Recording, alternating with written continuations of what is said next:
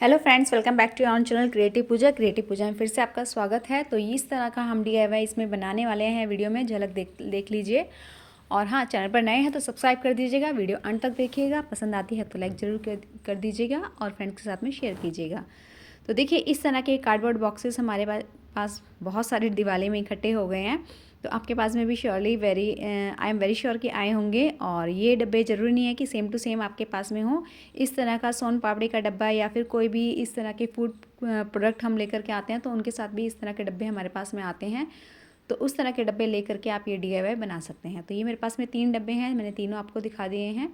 तो इस तरह के जो दोनों छोटे डब्बे हैं, इसकी साइड्स हमने कट कर लेनी है सबसे पहले। तो ये साइड हम सीजर्स की हेल्प से कट कर लेंगे। और कट करने के बाद में इसके जो कटिंग हमारी निकल के आएगी, इसको हम फेंकेंगे नहीं क्योंकि आगे ये काम आएगी।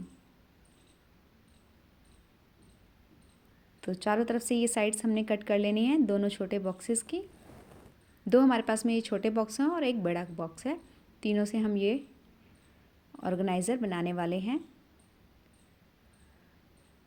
और ये मल्टीपर्पज़ ऑर्गेनाइज़र हमारा बनके रेडी होगा। देखिए, ये दोनों डब्बे हमने कट करने के बाद में यहाँ पर बराबर रख के देखेंगे। इसका मेज़रमेंट जितना भी आता है 8.5 मेरा यहाँ पर आया था, तो यहाँ पर मैंने 8.5 मार्क कर लिया है। और दूसरी तरफ से स्केल को इस तरह घुमा के 8.5 यहाँ पे मार्क कर लिया है। और जो दोनों डॉट्स हमारे पास में आएंगे उनको हमने इस तरह से मिला लेना है। यहाँ से भी हमने 8.5 लेकर के लाइन खींच लेनी है। यहाँ से 8.5 लेंगे और यहाँ से भी 8.5 लेकर के दोनों पॉइंट्स को मैच करके हमने ये इस तरह से मार्किंग इसमें कर लेनी है। ये मार्किंग होने के बाद में कटर की हेल्प से हमने फिनिशिंग के साथ में इसको कटिंग कर लेनी है। स्केल रखेंगे तो ईजिली सीधी लाइन से कटेगा। तो इस तरह से कट लगने के बाद में ईजिली ये कट हो जाता है। और ये कटिंग ध्यान से आपको कर लेनी है। इसी तरह से दूसरी तरह से हमने कट कर लगा लेना है और आराम से कटिंग कर लेनी है। तो इससे हमारे ये 2 पीसेस बन के रेडी होंगे एक बॉक्स से। अगर आपके पास में बड़ा बॉक्स नहीं है तो छोटे से आप इस तरह से तिरछी कटिंग उसमें करके इसको रेडी कर सकते हैं।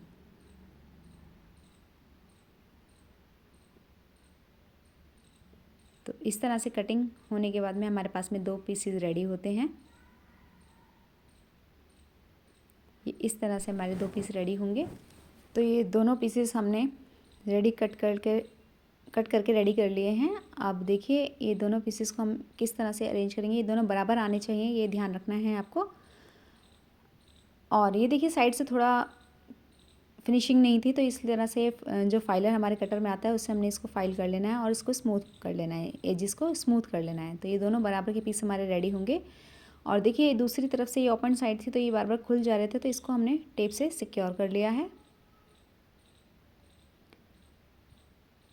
टेप से हमने इसको बंद कर लेना है अच्छे से ताकि ये बार बार खुले ना।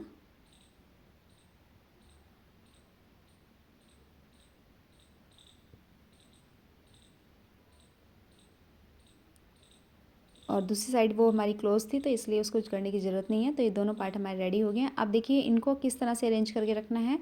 इन बॉक्सेस को इस तरह से अरेंज करके हमने फ्रेम तैयार करना है।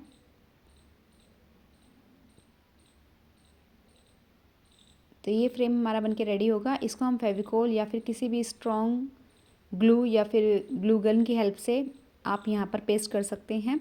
मेरे पास में फेविकोल है, मैं फेविकोल से इसको पेस्ट करूँगी। थोड़ा पेशेंस रखना है आपको क्योंकि ये थोड़ा स्मूथ सरफेस वाले डब्बे थे तो इसने थोड़ा टाइम लिया पेस्ट होने में। तो आप चाहें तो कोई भी स्ट्रॉन्ग ग्लू भी इसमें यूज़ कर सकते हैं जिससे ये काम ईजी हो जाए।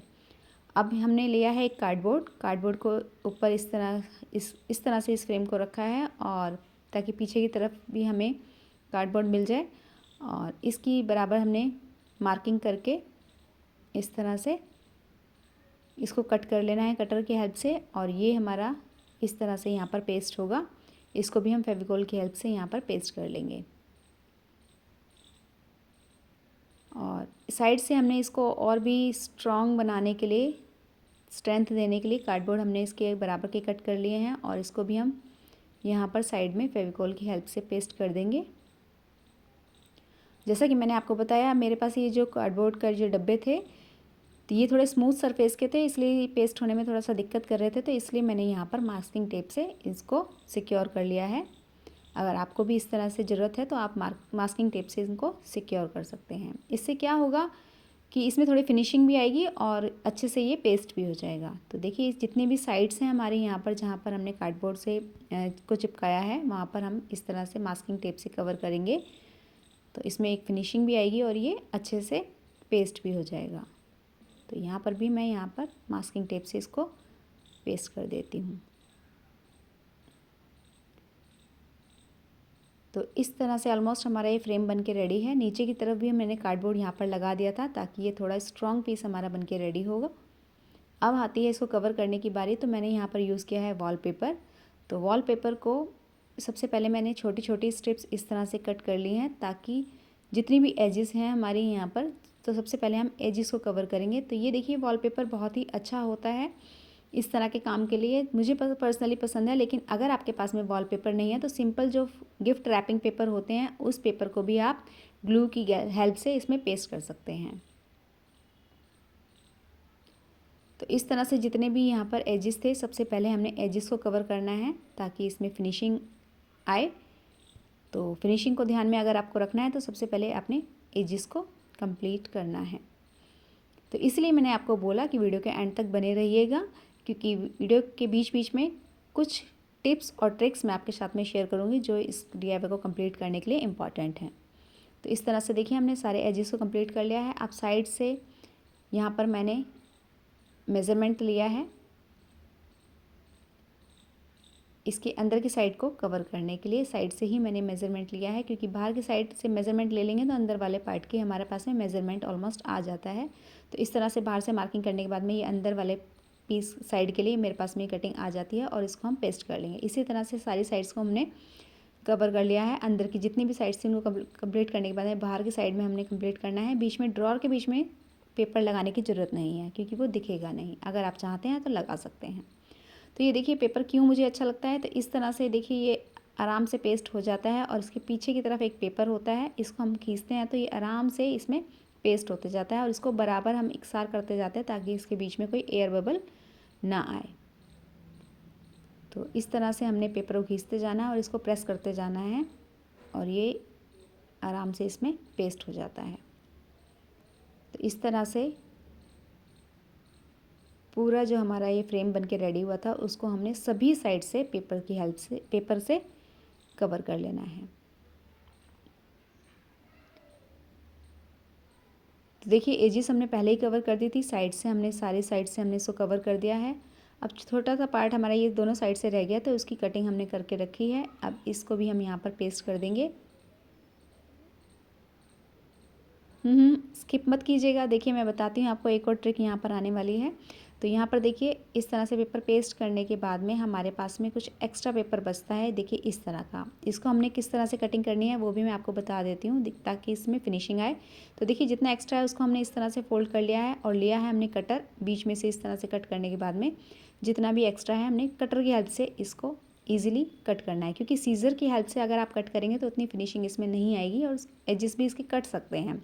तो इस तरह से अगर आप कटर से कटिंग करेंगे तो देखिए कितनी फिनिशिंग के साथ में ये कटिंग हो गई है और इसमें चारों तरफ से कवरिंग भी अच्छे से हो जाती है। तो इस तरह से आप ये ट्रिक अपना सकते हैं इसको कवरिंग करने में।